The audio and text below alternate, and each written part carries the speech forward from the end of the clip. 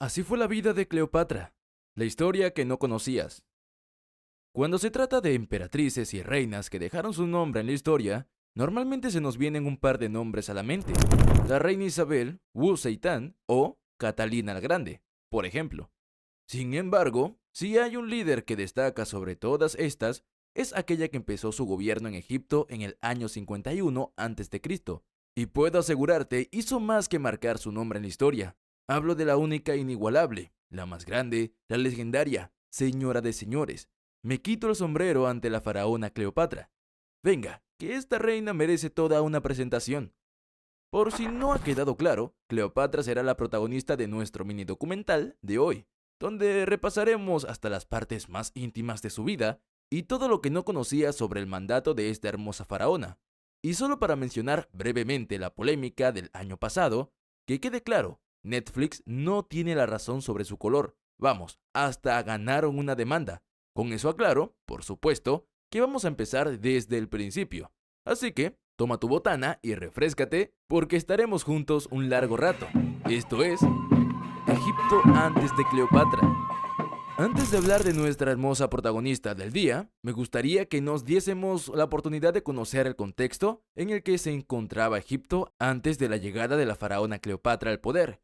Así que retrocedamos un poco más en el tiempo antes de llegar a nuestra parada más importante. Antes de Cleopatra, Egipto experimentó una rica historia con diferentes periodos y dinastías. Por ejemplo, el Imperio Antiguo, el Medio, el Nuevo, el Tercer Periodo Intermedio y la Época Baja. Todas y cada una de estas épocas se destacó por increíbles sucesos y avances, pero por el bien de un video más centrado, hablaremos en líneas generales. Esta fue una época de gran esplendor y turbulencia. Egipto formaba parte del mundo helenístico, heredero de la cultura y el imperio de Alejandro Magno. Los gobernantes de Egipto eran Ptolomeos, una dinastía de origen griego que se estableció tras la muerte de Alejandro en 323 a.C. Los Ptolomeos mantuvieron el título de faraones y adaptaron algunas costumbres egipcias, pero también conservaron su lengua y religión griegas. La capital de Egipto era Alejandría, una ciudad cosmopolita y próspera, donde se encontraban el famoso faro, una de las 7 maravillas del mundo antiguo, y la gran biblioteca, el mayor centro de saber de la antigüedad. ¿A qué suena que era un lugar increíble? Y es que lo era. Todos los que vieron nuestro documental sobre la historia del mundo saben que eran tan increíbles que hasta se ganó su propio segmento. Y si no lo vieron, se los dejo por acá. Pero hey, no nos adelantemos, que esta es solo la punta del iceberg. La sociedad egipcia estaba dividida entre los griegos, que ocupaban los puestos de poder y privilegio, y los egipcios, que era la mayoría de la población y estaban sometidos a altos impuestos y trabajos forzados. La economía egipcia se basaba en la agricultura, aprovechando la fertilidad del valle del Nilo, y en el comercio, gracias a su posición estratégica entre el Mediterráneo y el Mar Rojo. Egipto exportaba cereales, lino, papiro, vidrio, perfumes y joyas, e importaba madera, materiales especiales, seda y marfil. Egipto también poseía minas de oro y canteras de piedra, que utilizaban para construir templos y monumentos. Y es que, de nuevo, aún tenemos mucha tela que contar en cuanto a lo increíble que era Egipto durante este periodo.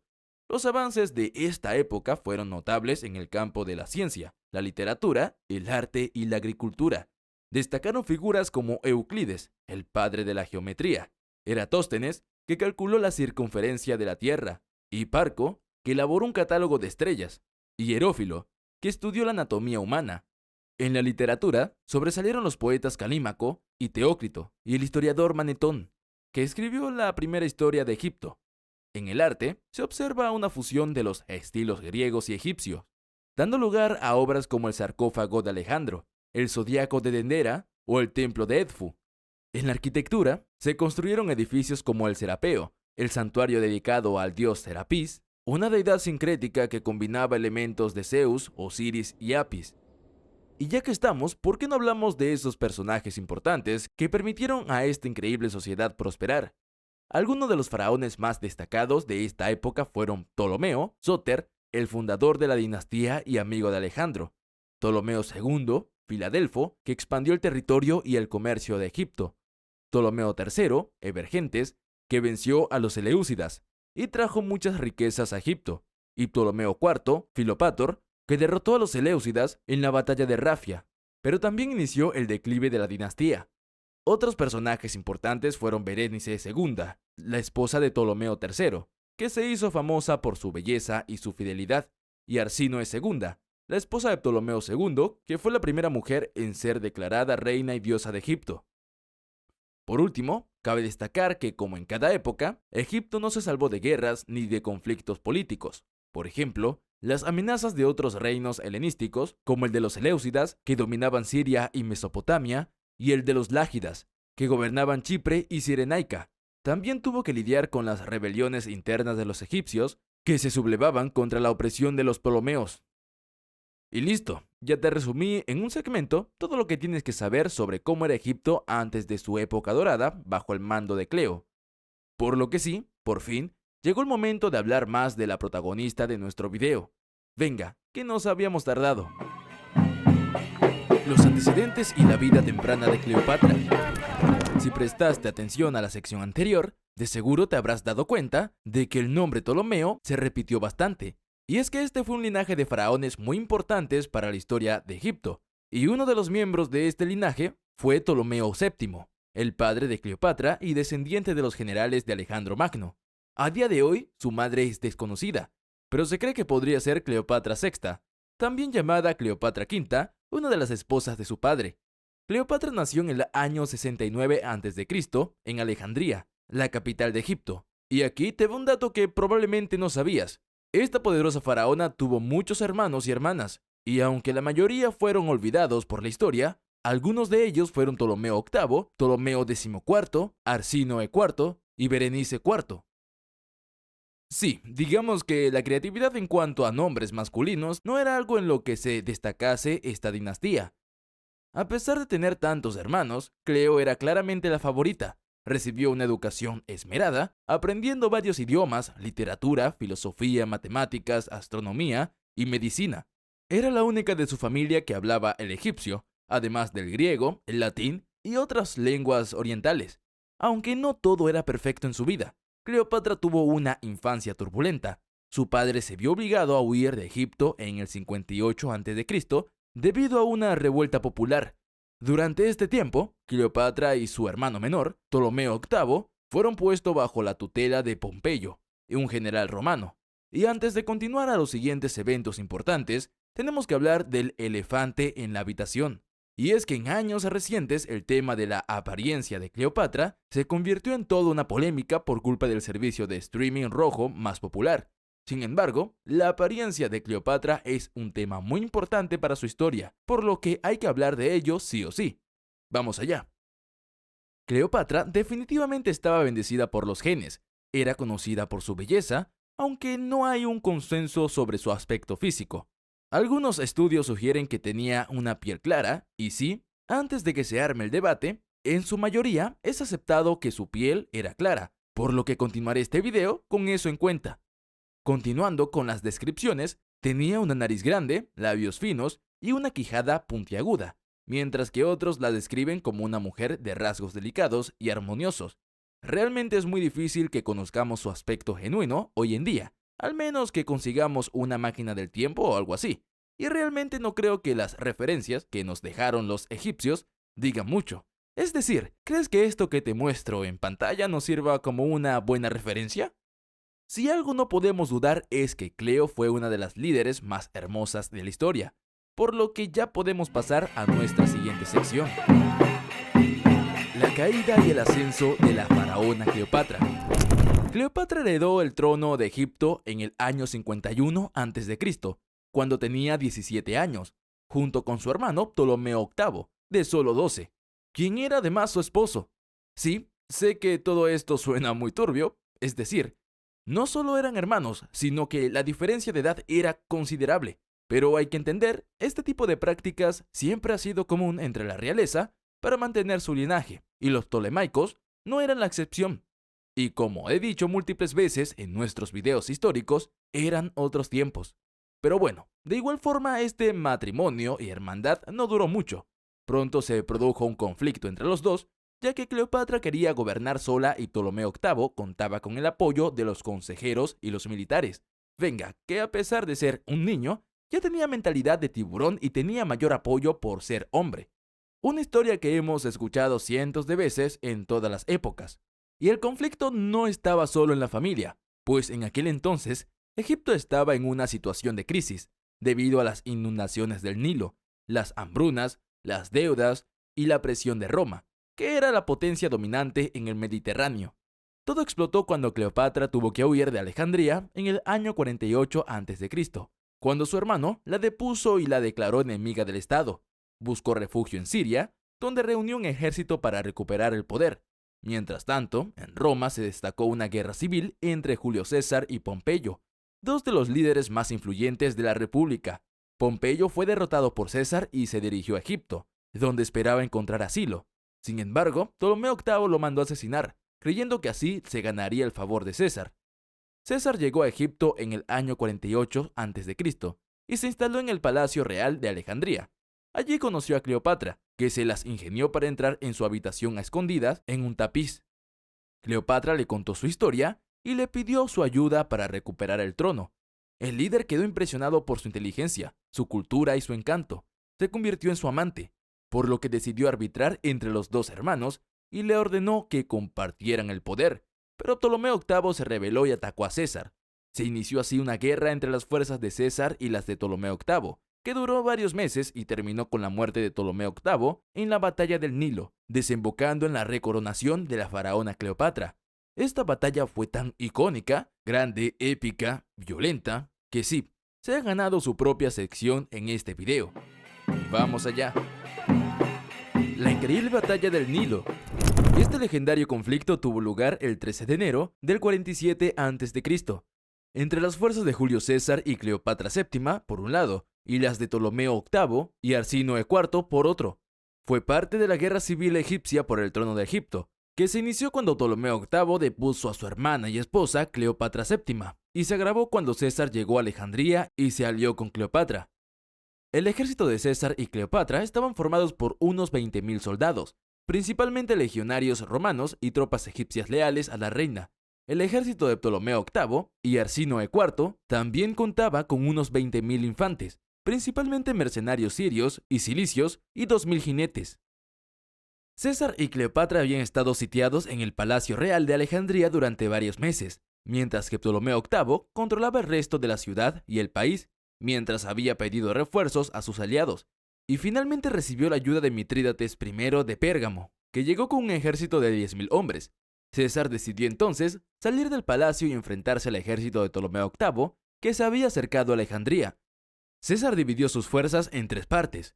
Una se quedó en el palacio para defenderlo, otra marchó hacia el este para encontrarse con Mitrídates, y la tercera, bajo el mando de César, avanzó hacia el sur para atacar al enemigo por la retaguardia. César sorprendió al ejército de Ptolomeo VIII, que estaba acampando cerca del Nilo, y lo derrotó en una batalla rápida y sangrienta. Ptolomeo VIII murió ahogado al intentar cruzar el río, y Arsínoe IV fue capturada por César. La victoria de César y Cleopatra puso fin a la guerra civil egipcia y aseguró el trono de Egipto para Cleopatra. César nombró a Cleopatra como reina de Egipto junto con su otro hermano, Ptolomeo XIV, que como habría quedado claro ya desde hace rato, era solo un títere.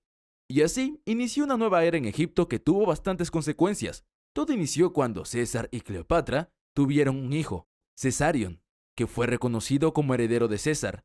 César y Cleopatra se convirtieron en amantes y gobernaron Egipto juntos hasta que César tuvo que regresar a Roma en el 46 a.C. Por un lado, consolidó el poder de Cleopatra, que se convirtió en la última reina de Egipto y en una de las mujeres más influyentes de la antigüedad. Cleopatra mantuvo una alianza política y sentimental con César y luego con Marco Antonio, pero nos estamos adelantando un poco. Por otro lado, la batalla del Nilo aumentó el prestigio y poder de César, que se convirtió en el dictador de Roma y en el fundador del Imperio Romano. Pero esa es historia para otro día. Aunque bueno, tendremos que volver a mencionar a César en un rato, así que no se pierdan, porque nos toca hablar de los comienzos del verdadero reinado de Cleopatra y su relación amorosa con Julio César. Tras la muerte de su hermano Ptolomeo VIII, en la batalla del Nilo, Cleopatra se convirtió en la única gobernante de Egipto, aunque claro, contó con el apoyo de Julio César, quien por su parte era dictador de Roma. De un día para otro se habían convertido en la pareja de regentes más poderosa de su época. Este nuevo reinado empezó apenas terminó el conflicto, cuando César declaró a Cleopatra y a su otro hermano menor, Ptolomeo XIV, como corregentes de Egipto. Pero como mencioné anteriormente, la realidad era otra. Cleopatra ejercía el poder absoluto y Ptolomeo XIV era solo una marioneta. De hecho, Cleo hizo que asesinaran a su hermanito en el 44 a.C. para asegurar la sucesión de su hijo, Cesarion, fruto de su romance con César. Pero ya hablaremos de este evento un poco más adelante. Oh, y no se quejen si no se lleva muy bien con sus hermanos, porque definitivamente no les harían esto. Ya con el poder asegurado, Cleopatra se esforzó por mejorar la situación de Egipto, que había sufrido las consecuencias de la guerra civil y el asedio de Alejandría. Promovió la construcción de los templos, los canales, los graneros y las fortificaciones. Fomentó el comercio, la agricultura, la minería y la industria. Apoyó las artes, las ciencias y la cultura. Se interesó por la religión egipcia y se presentó como la encarnación de la diosa Isis. Adoptó el título de faraón y se hizo representar con los atributos tradicionales de los reyes egipcios. También acuñó monedas con su imagen y su nombre en griego y en egipcio, y durante todo este tiempo mantuvo una estrecha relación con César, a quien claramente consideraba algo más que un aliado y su protector. Era su verdadero amor, o al menos eso era lo que indicaba la historia. César Pilluelo, qué suertudo. César reaccionó a Cesarion como su hijo y le dio el nombre de Ptolomeo XV para terminar de asegurar el trono. Las conspiraciones y maquinaciones de esta pareja simplemente no tenían comparación. La relación de estos dos fue bastante mediática en tiempos donde ni siquiera existían ni medios ni redes, y eso lo sabemos por la historia que pasó de boca en boca entre los ciudadanos de Roma y perduró en la historia. Cleopatra viajó a Roma en 2 ocasiones, en el año 46 y en el 44 a.C., donde se alojó en la villa de César y recibió honores y privilegios. La faraona causó admiración y escándalo en Roma, tanto por su riqueza y su exotismo como por su influencia sobre César, que a pesar de lo que muchos podrían pensar por sus logros, era visto por muchos como un tirano que amenazaba a la república. Además, estoy seguro de que otros solo le tenían celos por el mujerón que se cargaba. Y esta anécdota no es mero relleno, pues durante este viaje de la faraona más grande de la historia, ocurrió un evento histórico. César fue asesinado por un grupo de senadores que conspiraron contra él en el año 44 a.C., y coincidentemente, Cleo regresó a Egipto poco antes del asesinato, porque los rumores de que era otra de sus conspiraciones empezaron a esparcirse en el pueblo de Roma. Y ojo, y como mencioné, muchos odiaban a Julio César, por lo que, más que molesto, el pueblo estaba bastante complacido con el deceso del dictador, sin importarles quién fuera el verdadero perpetrador. Al llegar a su tierra natal, Cleopatra lloró la muerte de su amado, pero su luto no duró mucho, pues apenas tuvo la oportunidad, trató de que Cesarion fuera nombrado su heredero, pero se encontró con la oposición de Octavio, el sobrino nieto de César y su sucesor legal, iniciando otro conflicto en su vida. Y por supuesto que lo voy a mencionar. La actitud de la faraona durante todo esto fue bastante sospechosa y no debería sorprender a nadie que los rumores de su implicación en el asesinato fueran tan sonados. ¿Será que gobernar sobre un reino no era suficiente para esta avariciosa mujer? Probablemente nunca sabremos la verdad, así que, ¿cuál crees tú que era la verdadera naturaleza de Cleopatra? Mientras dejas tu respuesta, continúo al siguiente segmento. Cleopatra y Marco Antonio versus Octavio. Fuera Cleopatra o no una mujer que se aprovechaba de los poderosos hombres que llegaban a su vida, eso es debate para otro día. Lo cierto es que cuando Julio César fue asesinado por los conspiradores, había nombrado como heredero a su sobrino nieto Octavio, pero como bien sabemos, también había tenido un hijo con Cleopatra, lo que significaba que otro conflicto de intereses estaba a punto de empezar. Cleopatra quería que Cesarion fuera reconocido como el legítimo sucesor de César, pero Octavio se opuso y reclamó sus derechos como heredero legal. Cleo claramente era mala perdedora, por lo que apenas regresó a Egipto con Cesarion, ordenó matar a su otro hermano y esposo nominal, el títere del que tanto hablamos hace unos segmentos, Ptolomeo XIV, para asegurar el trono de Egipto para su hijo. Supongo que como no se quedó con Roma, decidió dominar Egipto totalmente como premio de consolación. Volviendo con la guerra entre estos dos, el conflicto se agravó cuando Octavio se enfrentó a Marco Antonio, el otro líder más poderoso de Roma y antiguo aliado de César. Marco Antonio se encargaba de las provincias orientales de Roma, mientras que Octavio se ocupaba de las occidentales. Ambos se disputaban el control de Roma y del mundo romano. Marco Antonio convocó a Cleopatra a Tarso, una ciudad de Asia Menor, en el año 41 a.C., para pedirle explicaciones sobre su supuesta ayuda a los asesinos de César. Cleopatra se presentó ante él y logró seducirlo, como ya había hecho tantas veces antes. Marco Antonio lastimosamente cayó en el hechizo de la faraona y la siguió a Egipto, donde vivieron una mágica historia de amor. O al menos eso es lo que el líder creía, porque con todo el contexto que tenemos hasta ahora, no sería descabellado pensar que el único enamorado en esta relación era Marco Antonio, pues todo parece indicar que para la faraona, él no era más que otra marioneta más. Marco Antonio se casó con Cleopatra, aunque ya estaba casado con Octavia, la hermana de Octavio. Este giro hace parecer a esta historia como una enrevesada telenovela, pero las consecuencias de este acto fueron más serias de lo que piensas, ya que si Octavio no le gustaba la avaricia de la faraona, imagínate cuando se enteró de que hizo que humillaran a su hermana ante el público. Y por si fuera poco, esta relación adúltera dejó 3 hijos, más dispuestos a luchar por el control tanto de Egipto como de Roma. Estos eran 2 gemelos, Alejandro Helios y Cleopatra Selene, y un niño, Ptolomeo Filadelfo. Cuando la trama no se podía poner más intensa, de alguna manera lo lograron. Y hablando de intensidad, toda esta novela no era más que un prólogo, pues el verdadero conflicto se desató cuando Octavio acusó a Marco Antonio de traición y de querer destruir la República. Octavio presentó al Senado un testamento de Marco Antonio en el que éste reconocía a Cesarion como el hijo de César y le dejaba parte de sus territorios. Octavio también denunció que Marco Antonio había entregado a Cleopatra el dominio de Egipto y de otras regiones orientales, y que había adoptado los ritos y las costumbres egipcias. Octavio declaró la guerra a Cleopatra y a Marco Antonio, y los presentó como los enemigos de Roma y de la civilización, por lo que 16 años después de su última guerra, la batalla del Nilo, Cleopatra repetía la historia e iniciaba otro conflicto junto a su nuevo amante. Hubo muchas batallas y bajas en ambos bandos, pero el conflicto finalmente se resolvió en la batalla naval de Accio, en el año 31 a.C., donde las fuerzas de Octavio derrotaron a las fuerzas combinadas de Cleopatra y Marco Antonio. Y es que la flota del sobrino de César simplemente estuvo mejor preparada y dirigida que la flota de los amantes, por lo que fue una victoria aplastante. Y aunque fue una victoria para Octavio, fue una derrota para la faraona más grande y conocida de la historia, lo que nos lleva a nuestra siguiente y más triste sección. La derrota de la faraona y caída de un imperio. Ya hablamos de ella por encima, pero lo cierto es que para entender cómo cayó Cleopatra, tenemos que hablar en detalle de su última batalla. Así que retrocedamos nada más un poquito. Durante la batalla de Accio, Octavio contaba con una flota de unos 400 barcos, comandados por Agripa, su mejor general. Sus naves eran más pequeñas, más rápidas y más maniobrables que las de sus rivales. Octavio también tenía unos 80.000 soldados de infantería y caballería, que esperaban en tierra para invadir Egipto. Cleopatra y Marco Antonio tenían una flota de unos 500 barcos, la mayoría aportados por Egipto. Sus naves eran más grandes, más pesadas y más lentas que las de Octavio, pero también más poderosas y mejor armadas. Cleopatra y Marco Antonio también tenían unos 100.000 soldados, la mayoría egipcios, que se habían quedado en Egipto para defenderlo de una posible invasión.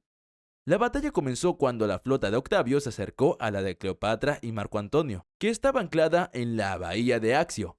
Marco Antonio ordenó a sus naves que salieran a enfrentarse a las de Octavio, pero pronto se dio cuenta de que estaba en desventaja.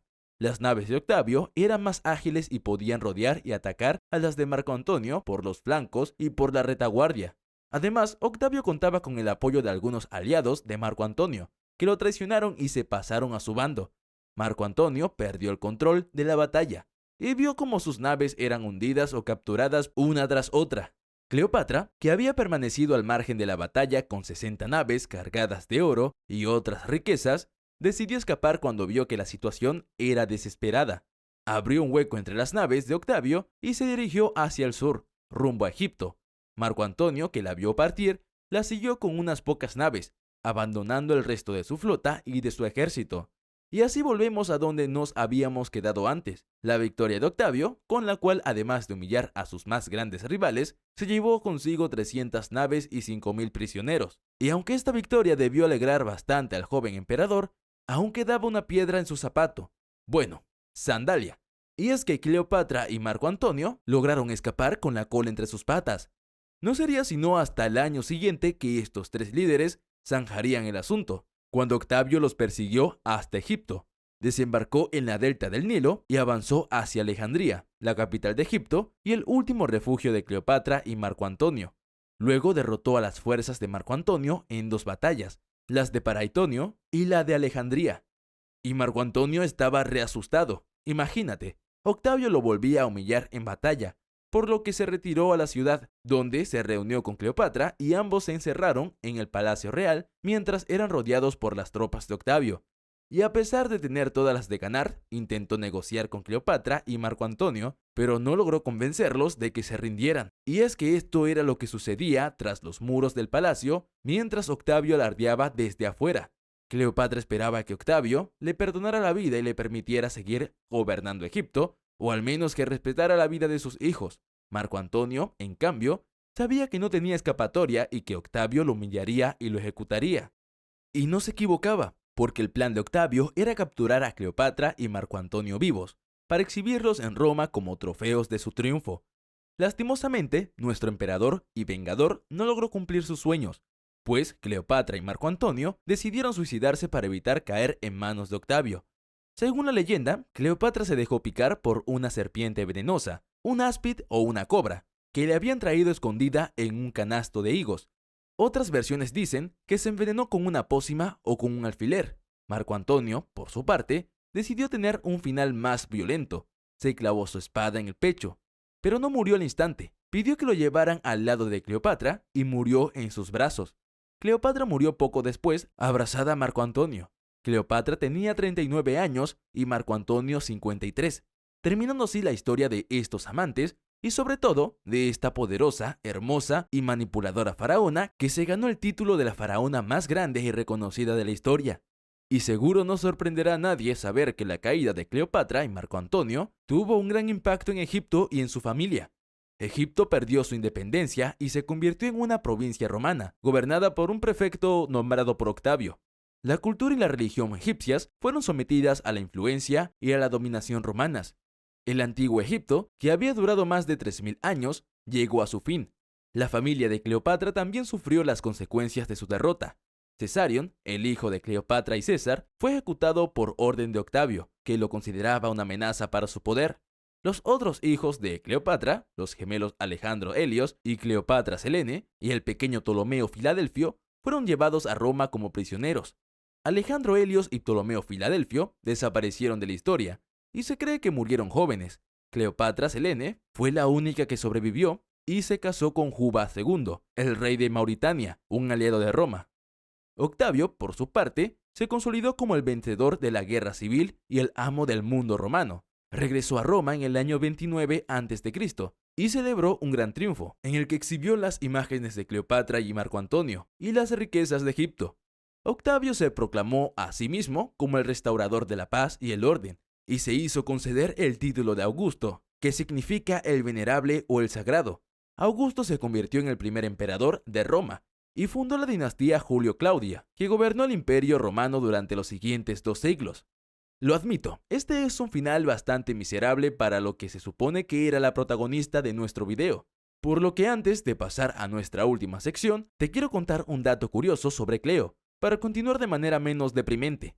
Muchos aseguran que Cleopatra se bañaba con leche de cabra mezclada con aceites esenciales, hierbas y flores para crear el baño perfecto.